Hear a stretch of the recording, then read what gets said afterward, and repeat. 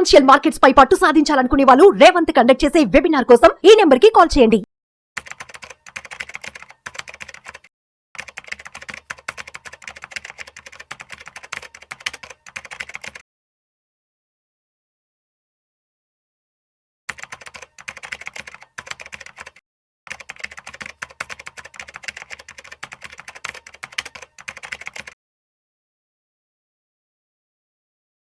నమస్కారం, నేను మీ రేవంత్ చలమల. సో ఈరోజు ఒక ప్రాబ్లం గురించి డిస్కస్ చేయాలనుకుంటున్నాను. చాలామందికి ఇది ఒక ఐ ఓపెనర్ వీడియో అవ్వచ్చు. సో ఎప్పుడు ఇల్లు అనేది ఒకటి కొంటే చాలా ప్రాబ్లమ్స్ మనకి కొని తెచ్చుకుంటూ ఉంటాము అనే విషయం గురించి మాట్లాడితే దానికి రకరకాల కౌంటర్స్, రియల్ ఎస్టేట్ పెరుగుతుంది, దానికి మనకి రెంటల్ ఈల్డ్ వస్తుంది. ఎస్, ప్రతి ఒక్క దాని గురించి ఇప్పుడు డిస్కస్ చేద్దాం. మనకి రియల్ ఎస్టేట్ ఎంత పెరుగుతుంది, రెంటల్ ఈల్డ్ ఎంత వస్తుంది, దాంతో మనం ఎలా అచీవ్ చేయాలి అని. సో ఇప్పుడు వస్తున్న యావరేజ్ ప్రాబ్లమ్స్ అంతా ఎంత, నా దగ్గరకు వచ్చే వాళ్ళ ఏజ్ గ్రూప్ అంతా కూడా యావరేజ్గా ఒక 40 years ఆ టైంలో వస్తూ ఉంటారు. అప్పుడు వచ్చిన తర్వాత then they want to plan for their future. Sir నాకు ఫైనాన్షియల్ ఫ్రీడమ్ కావాలి, ఇంకెక్కువ కాలం వర్క్ చేయలేకపోవచ్చు, నేను కార్పస్ని అచీవ్ చేయాలి, పిల్లలు పెద్దవాళ్ళు అవుతున్నారు, వాళ్ళ ఎడ్యుకేషన్ కోసం డబ్బులు కావాలి, అండ్ వాళ్ళ మ్యారేజెస్ కోసం డబ్బులు కావాలి, అసెట్ క్రియేషన్ ఏం ప్రాపర్గా చేయలేకపోయాను, ఇలా వచ్చిన వాళ్ళు చాలామంది ఉన్నారు.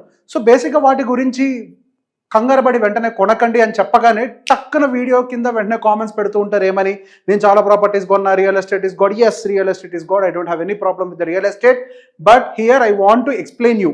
అండ్ బిఫోర్ అంటే posting a comment, please try to understand. ప్రతి ఒక్కరి జీతం, వాళ్ళ ఫ్యామిలీ సిచ్యువేషన్స్ ఒకటి కాదు. సో బేసిక్గా majority of the people A problem అయితే ఫేస్ అవుతున్నారో దాన్ని అడ్రస్ చేసే ప్రయత్నం చేస్తున్నాను. So here I start the story. మన దగ్గర ఇద్దరు క్యాండిడేట్స్ ఉన్నారా అని అనుకుందాం. ఒకళ్ళు భీమ్, ఇంకొకళ్ళు రామ్. సో ఇద్దరు 2 different క్యాండిడేట్స్. ఒకళ్ళు వచ్చేసరికి ఒక ట్రెడిషనల్ పర్సన్. సో ఇప్పుడు నాకు 30 సంవత్సరాల వయసు వచ్చింది. So I want to buy A house. ఇప్పుడు ఎటువంటి పరిస్థితులు ఇల్లు కొనుక్కోవాలి, and there is a peer pressure, parents pressure, ఇదంతా కూడా ఉంది. So this was the most common problem in the society. So ఆ ప్రాబ్లంకి అనుకూలంగానే ఆయన ఒక ఇల్లు కొన్నాడు, భీమ్ అని అనుకుందాం. సో ఇంకొక పర్సన్, మనకి ఇంకొక సైడ్ రామ్ ఉన్నాడు. సో తను, నేను ఇప్పుడప్పుడే నేను ఇల్లు కొనను, నాకు చాలా క్లారిటీ ఉంది, నాకు ఫస్ట్ ఫైనాన్షియల్ అసెట్ కావాలి, ఒక లంసమ్ అమౌంట్, అండ్ దాంతోపాటుగా ఇన్ఫ్లేషన్ వల్ల పిల్లల ఎడ్యుకేషన్ కాస్టింగ్ పెరిగిపోతుంది, వాళ్ళ మ్యారేజ్ కాస్టింగ్ పెరుగుతుంది. సో ఇవన్నీ కూడా పెరుగుతున్నాయి. సో నేను ఫస్ట్ వాటిని అడ్రస్ చేయాలనుకుంటున్నారు. సో బేసిక్గా రామ్ ఏమో రెంట్ కట్టడానికి ప్రిపేర్ అయ్యాడు, భీమ్ ఏమో ఈఎంఐ కట్టడానికి ప్రిపేర్ అయ్యాడు. సో వీళ్ళిద్దరి కేసెస్లో మ్యాథ్ ఎలా వర్క్ అవుతుంది, లాంగ్ టర్మ్లో ఎవరు బెటర్గా financial assets or assets, it could be anything, so called financial ఫ్రీడమ్ని ఎవరు ఫస్ట్ అచీవ్ చేయగలుగుతారు అన్న పాయింట్ గురించి ఒక్కసారి మీకు ఎక్స్ప్లెయిన్ చేసే ప్రయత్నం చేస్తాను. సో లెట్స్ అస్యూమ్ భీమ్ వయసు వచ్చేసరికి 30 సంవత్సరాలు.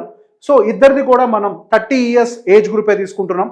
అండ్ శాలరీ వచ్చేసరికి మనకి 1,50,000 రూపాయలు. అండ్ అతని ఎక్స్పెన్సెస్, ఆయన ఇల్లు కొంటున్నాడు కాబట్టి excluding the rent and expenses ఒక 75,000 రూపాయలుగా ఉన్నాయని అనుకుందాం. 75,000 ఎందుకు ఉంటాయి, ఈ కామెంట్స్ పెట్టకండి, ఒక్కొక్కరికి ఒక్కొక్కలాగా ఉంటుంది. హైదరాబాద్ లాంటి మెట్రోపాలిటన్ సిటీలో ఉండే వాళ్ళకి 75,000 మోస్ట్ కామన్.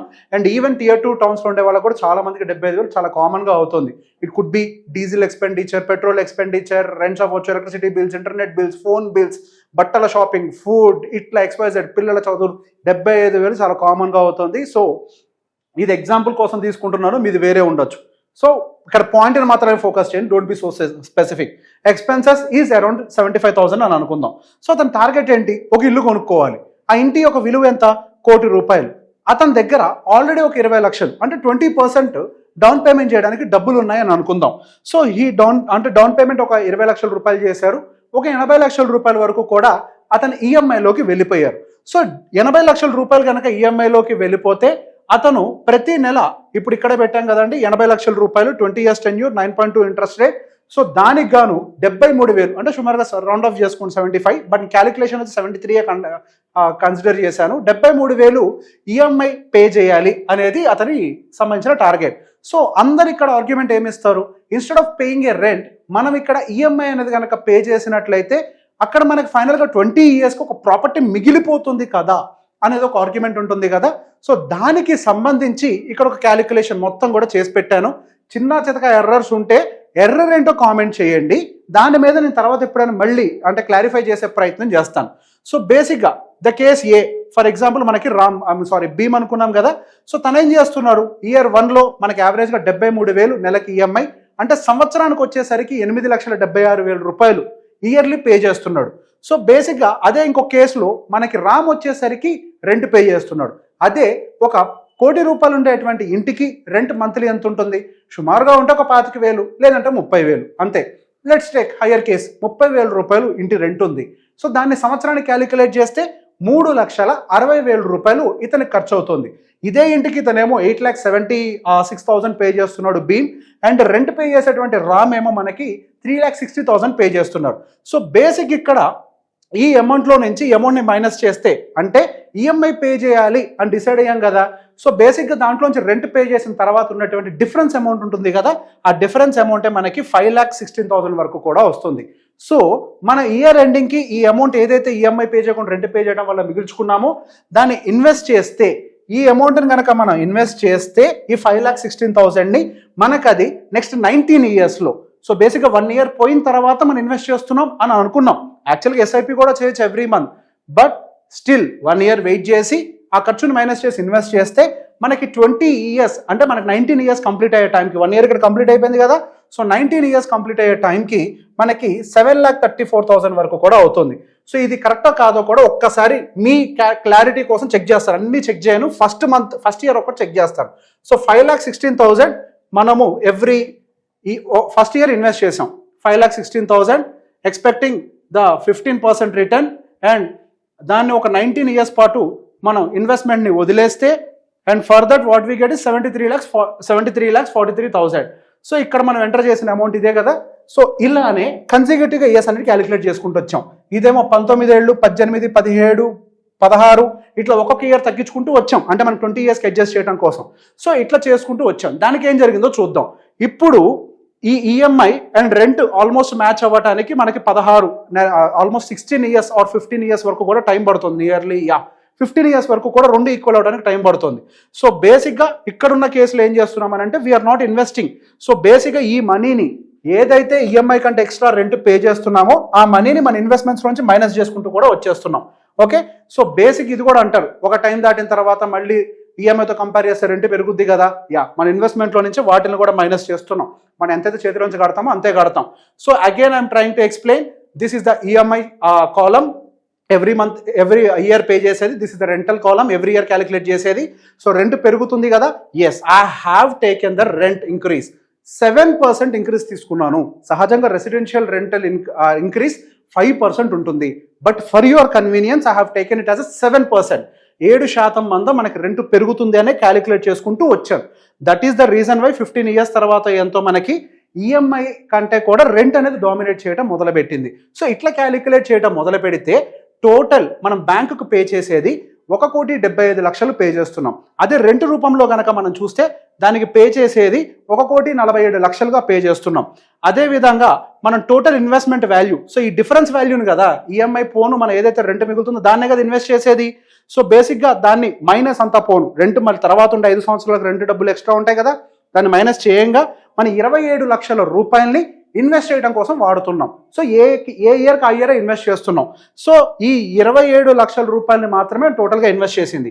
సో టోటల్గా ఫైనల్గా ఆ ఇన్వెస్ట్ చేసింది ఎంత, ఎక్కడ, మ్యూచువల్ ఫండ్లో 15% రిటర్న్ వచ్చే దగ్గర అందరూ అనుకునేదే యాజ్ యూజువల్ ఇన్వెస్ట్ చేసుకుంటూ వస్తే ఫైనల్గా టోటల్ యాడ్ చేసింది, రిటర్న్ వచ్చింది, ప్లస్ మైనస్ కూడా చేయంగా మనకు దగ్గర దాదాపు 3,38,00,000 మ్యూచువల్ ఫండ్లో అక్యూములేట్ అయింది. సో ఫైనల్ కంక్లూజన్ ఏంటి, ఇంకా ఉంది, I'll tell you. So final conclusion ఏంటో కూడా ఒకసారి మీకు ఎక్స్ప్లెయిన్ చేస్తాను. సో బేసిక్గా ఇప్పుడు భీమ్ విషయంలోకి వచ్చేసరికి మనకి ఈఎంఐ అయిపోయేసరికి మన వయసు 50 సంవత్సరాలు అవుతుంది. మన వయసు అంటే భీమ్ అండ్ రామ్కి సంబంధించిన వయసులు 50 సంవత్సరాలుగా అవుతాయి. సో 50 సంవత్సరాల వయసు వచ్చే టైంకి మనకి అపార్ట్మెంట్ రేటు పెరుగుతుంది. అపార్ట్మెంట్ యొక్క రేట్ ఎంత పెరుగుతుంది అని అంటే యావరేజ్గా 7%. అంతే, మీరు ఎక్కడైనా కానీ వెరిఫై చేసుకోవచ్చు. 7% తోటే, ఇంకా కొన్ని ఏరియాస్లో అయితే 5-4% తోటే పెరుగుతాయి. బట్ స్టిల్ మనం ఒక 7% ఇంక్రీజ్ అవుతుంది అనుకుని కన్సిడర్ చేస్తే అది 3,85,00,000గా మనకి దీని యొక్క వాల్యూ అనేది అవుతుంది. సో బేసిక్గా డౌన్ పేమెంట్ మనం దాంట్లో నుంచి ఇప్పుడు మన టోటల్ వాల్యూ వచ్చింది కదా, దాంట్లో నుంచి మనం పెట్టిన పెట్టుబడిని మైనస్ చేస్తే కదా మన ప్రాఫిట్ ఏంటో తెలిసేది. We are doing the same. 20 లక్షలు డౌన్ పేమెంట్ చేసాం, మైనస్, అండ్ ఈఎంఐ దాదాపుగా మనం 1,75,00,000 చేసాం, minus. So the net house gains, మన టోటల్గా ఇంటి మీద పెట్టుబడి పోను 20 సంవత్సరాల తర్వాత ఉన్నటువంటి రియల్ గెయిన్స్ ఎంత అంటే 1,90,00,000 అదేవిధంగా రామ్ విషయంలో కనుక చేస్తే సేమ్ అదే 50 సంవత్సరాలకి ఫస్ట్ తన దగ్గర కూడా 20 లక్షలు ఉన్నాయి. ఇతనేమో అపార్ట్మెంట్ కొన్నాడు. అతను ఏం చేశాడంటే ఆ 20 లక్షల రూపాయలని లంసమ్ కింద ఒకటేసారి 20 సంవత్సరాల కోసం ఇన్వెస్ట్ చేసి పడేశాడు. ఇన్వెస్ట్ చేసి పడేసినందుకు గాను అతని దగ్గర ఆ క్యాష్ కాంపోనెంట్ 20 లక్షలు ఏదైతే ఉందో 20 ఇయర్స్ తర్వాత అది ఒకటే 3,27,00,000గా మారింది. అండ్ ఆ తర్వాత ఎవ్రీ ఇయర్ కాంట్రిబ్యూట్ చేశాడు కదా. ఇగో ఇక్కడ మిగిలిన డబ్బులు ఈఎంఐ మైనస్ రెంట్ పోని డిఫరెన్స్ అమౌంట్ అంతా ఇన్వెస్ట్ చేశాడు కదా. సో ఈ డిఫరెన్స్ అమౌంట్ ఏదైతే తను ఇన్వెస్ట్ చేశాడో ఆ ఇన్వెస్ట్మెంట్ యొక్క వాల్యూ దాదాపుగా 3,38,00,000 3,38,00,000గా మారింది. సో ఓకే, మరి ఇప్పటిదాకా ఏం చేశాడు? రెంట్ పే చేశాడు కదా, దాని మైనస్ చేయవా అంటే అది కూడా చేసాం. టోటల్గా ఇప్పటిదాకా 1,77,00,000 రూపాయలు రెంట్ పే చేశాడు. అండ్ దాంట్లో నుంచి మరి ఇక్కడేమో ఇన్వెస్ట్మెంట్ వాల్యూ మైనస్ చేశాం కదా, ఇక్కడ కూడా ఇన్వెస్టెడ్ వాల్యూ మైనస్ చేయాలి. ఏమేమి ఇన్వెస్ట్ చేశాడు? Cash plus yearly. సో అంటే క్యాష్ అంటే ఏంటి? Down payment 20 lakhs plus 27 lakhs yearly కొద్దిగా ఏదైతే ఇన్వెస్ట్ చేస్తాడో ఆ అమౌంట్ని కూడా మనం ఇంక్లూడ్ చేసాం. సో దాన్ని ఈ రెండింటిని మైనస్ చేస్తే నెట్ గెయిన్స్ 4,70,00,000 రూపాయలుగా తేలింది. సో బేసిక్ ఇక్కడేమో మనకి నెట్ గెయిన్స్ ఇండివిజువల్లో 1,90,00,000గా తేలితే అంటే the final asset value minus invested is 1,90 lakhs అయినట్లయితే ఇక్కడ ద ఫైనల్ ప్రాఫిట్ ఎంత ఉంది అంటే 4,70,00,000గా ఉంది. ఇక్కడతో అయిపోయిందా? లేదు, ఇక్కడే అసలు ప్రాబ్లం రాబోతోంది. సో బేసిక్ 50 సంవత్సరాల వయసు వచ్చేసరికి రిటైర్మెంట్ ఇష్యూస్ అనేవి ట్రిగ్గర్ అవుతాయి. చేతిలో ఎంత క్యాష్ ఉంటే అంత కంఫర్టబుల్గా బతకగలుగుతాం.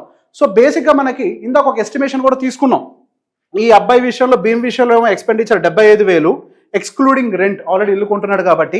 ఈ అబ్బాయి విషయంలోనేమో 1,05,000 రూపాయలు ఈయన రెంట్, ఎందుకంటే including rent and expenses rent pay చేస్తున్నాడు కాబట్టి. సో వీళ్ళిద్దరికి 30,000 రూపాయలు ఖర్చు అడిషనల్గా ఉందనే కన్సిడర్ చేస్తున్నాం. ఓకే, సో బేసిక్ ఇప్పుడు ఏం జరిగింది, మనకి ఎక్స్పెన్సెస్ కూడా పెరుగుతాయి కదా. అదే టైంకి 50 సంవత్సరాలు వచ్చే టైంకి, సో ఇక్కడే మీకు చూపిస్తున్నాను 30 సంవత్సరాలు 50 సంవత్సరాలకి రిటైర్ అవుతున్నాడు, 15% రిటర్న్, 75,000 భీమ్ ఎక్స్పెండిచర్ రాసుకున్నాము. సో ఇక్కడికి వచ్చేసరికి ఫైనల్గా మన మంత్లీ ఎక్స్పెండిచర్ వచ్చేసరికి 2,90,000గా మారిపోద్ది. దానికోసం అబ్బాయి దగ్గర 6 కోట్ల కార్పస్ ఉండాలి. కానీ ఇక్కడ ఏం జరిగింది, అతని దగ్గర క్యాష్ ఇన్ హ్యాండ్ జీరోగా ఉంది. ఎందుకు? ఏదైతే ఆయనకు 20 ఇయర్స్ తర్వాత ఉన్నటువంటి అపార్ట్మెంట్ వాల్యూ 3,86,00,000 అది ఫిజికల్ ఫార్మ్లో ఉంది కానీ క్యాష్ రూపంలో లేదు. సో దానివల్ల అతని దగ్గర ఉన్నటువంటి క్యాష్ ఇన్ హ్యాండ్ జీరో, కానీ ఎక్స్పెండిచర్ 2,90,000 రూపాయలు. అదేవిధంగా రామ్ దగ్గరకు వచ్చేసరికి అతనికి ఎక్స్పెన్సెస్ 4 లక్షలు. ఇవ్వండి, ఇక్కడ కూడా ఆల్రెడీ చేశాను, ప్రతి ఒక్కటి ఎక్స్ప్లెయిన్ చేయలేను. ఫైనల్గా 8 కోట్లు కావాలి. ఆ అబ్బాయికి ఏమో ఎక్స్పెండిచర్ 4 కోట్లు. ఓకే, ఎక్స్పెండిచర్ 4 లక్షలు, రిక్వైర్డ్ కార్పస్ 8.5 కోట్లు. ఓకే. సో బేసిక్గా దీన్నే ఒకసారి చూడండి. ఇప్పుడు ఈ అబ్బాయి దగ్గర క్యాష్ ఇన్ హ్యాండ్ ఎంత ఉంది? ఆల్మోస్ట్ 6,65,00,000 వరకు కూడా మనకి క్యాష్ ఇన్ హ్యాండ్ అనేది కనిపిస్తుంది. అరే ఇక్కడ ప్రాఫిట్ ఏమో 4 crores అంటున్నావు, మరి ఇక్కడ ఇది ఇంత ఉంది అంటున్నావు అని ఒక కన్ఫ్యూజన్ రావచ్చు. సో బేసిక్గా ఇక్కడ ఒక చిన్న విషయాన్ని అబ్జర్వ్ చేయాలి. ఇక్కడ మనం ఇన్వెస్టెడ్ వాల్యూ మైనస్ చేసి నెట్ ప్రాఫిట్ చెప్తున్నాం. But the final value cash ఏదైతే ఇన్వెస్ట్ చేశాడో దాని యొక్క వాల్యూ 3,27,00,000 ఉంది. ఇయర్లీ కాంట్రిబ్యూషన్ ఏదైతే చేశాడో అదొక 3,38,00,000 ఉంది. సో ఫైనల్గా 2 కలిపితే క్యాష్ ఇన్ హ్యాండ్ 6,65,00,000గా తేలింది. ఆయన కావాల్సిన 8.5 కోట్లలో అట్లీస్ట్ నియర్ బై ఆ టార్గెట్ని అచీవ్ చేసే ప్రయత్నం చేసింది కేసు ఏనా కేసు బీనా, అంటే ఇల్లు కొన్నవాడా లేకపోతే ఫ్యూచర్ని యాంటిసిపేట్ చేసి నా దగ్గర భవిష్యత్తులో డబ్బులు ఉండాలి అని కోరుకునేవాడా అని అంటే డెఫినెట్గా మనకి ఈ కేసులో ఉన్నటువంటి రామ్ మనకి ఆ టార్గెట్ని అచీవ్ చేయడం అయితే జరిగింది. సో ఇక్కడతోటి పండగ అయిపోయిందా అని అంటే లేదు. 30 సంవత్సరాలకో 31 సంవత్సరం 32కో ఏదో పిల్లలు పుట్టారని అనుకుందాం. వాళ్ళ 18 ఏళ్ళు వచ్చాయనంటే హైయర్ ఎడ్యుకేషన్, దాదాపుగా వాళ్ళ హైయర్ ఎడ్యుకేషన్ ఇప్పుడు 20 లక్షల రూపాయలు మార్కెట్లో ఉంది, 20-25 అదే 1 కోటి రూపాయలకే వెళ్ళుద్ది వాళ్ళ హైయర్ ఎడ్యుకేషన్ వచ్చే టైంకి. ఈ అబ్బాయి విషయంలో 1 రూపాయి కూడా క్యాష్ ఇన్ హ్యాండ్ లేదు. అదే ఈ అబ్బాయి విషయంలో స్టిల్ క్యాష్ ఇన్ హ్యాండ్ ఉంది. అండ్ ఇక్కడతో అయిపోతుందా? శాలరీ ఇంక్రీజ్ అవుతుంది కదా, ఇద్దరు ఇన్వెస్ట్ చేసుకుంటారు కదా అని అంటే ఎస్, వాళ్ళు ఇద్దరు కలిసి ఇన్వెస్ట్ చేసుకుంటే మేబీ భీమ్ కేవలం పిల్లల యొక్క ఎడ్యుకేషన్ కాంట్రిబ్యూట్ చేయగలుగుతాడేమో. In the same way Ram కూడా పిల్లల యొక్క ఎడ్యుకేషన్ కాంట్రిబ్యూట్ చేయగలుగుతాడు. కానీ వీళ్ళిద్దరి మధ్యలో ఉండే వ్యత్యాసం, ఇతనేమో ఫైనాన్షియల్ ఇండిపెండెంట్ కాదు, ఇతనేమో ఫైనాన్షియల్లీ ఇండిపెండెంట్. అండ్ ఇంకొక వెరీ మోస్ట్ ఇంపార్టెంట్ బర్డెన్ ఈ అబ్బాయి మీద పడబోయేది ఏంటి అని అంటే 30 సంవత్సరాలకు ఇల్లు కొన్నాడు కాబట్టి ఆ ఇంటి యొక్క లైఫ్ మేబీ ఇంకొక 30 years, అంటే 60 సంవత్సరాలు వచ్చే టైంకి ఆ ఇంటిని డెమాలిష్ చేసి మళ్ళీ రీకన్స్ట్రక్షన్కి వెళ్ళాల్సినటువంటి టైం వస్తుంది. అసలు ఇక్కడ బతకడానికే డబ్బులు లేవురా స్వామి అని అంటే దానికి తోడు మళ్ళీ రీకన్స్ట్రక్షన్ అనేది అప్పుడు ఎంటర్ కాబోతోంది. అప్పుడు దానికి కార్పస్ ఎక్కడి నుంచి వస్తుంది? సో అదే టైంలో మనకి రామ్కి రీకన్స్ట్రక్షన్ కాస్ట్ అనేది లేదు. ఇఫ్ యూ వాంట్ ఆ వయసులో 55కో 60 సంవత్సరాలకో అప్పుడు కావాలంటే ఒక ఇంటిని ప్లాన్ చేసుకోవడానికి అబ్బాయికి వెసులుబాటు దొరుకుతుంది. సో బేసిక్గా ఇది ఒక కేస్ స్టడీగా ఎక్స్ప్లెయిన్ చేస్తున్నాను. సో ఈ 2 కేసెస్లో కూడా మీకు నేను ఎక్స్ప్లెయిన్ చేయాలనుకున్న అంశం ఏంటి అని అంటే, మీరు ఎంత రెంట్ కన్సిడర్ చేసినా, ఎంత ప్రాపర్టీ అప్రిసియేషన్ కన్సిడర్ చేసినా కానీ ఫైనాన్షియల్గా ఒక టైంకి మనం ఇబ్బంది పడతాము. ఎస్, ఎప్పటికీ ఇల్లు కొనొద్దానంటే 100%, 30 సంవత్సరాలున్నా కొనొచ్చు, 50 సంవత్సరాలున్నా కొనొచ్చు, ఎప్పుడైనా కొనొచ్చు. కానీ ఎప్పుడు మన దగ్గర కావాల్సినన్ని డబ్బులు ఉన్నప్పుడు, దానికి కావాల్సిన ఫ్యూచర్కి కావాల్సిన సేవింగ్స్ ఉన్నప్పుడు.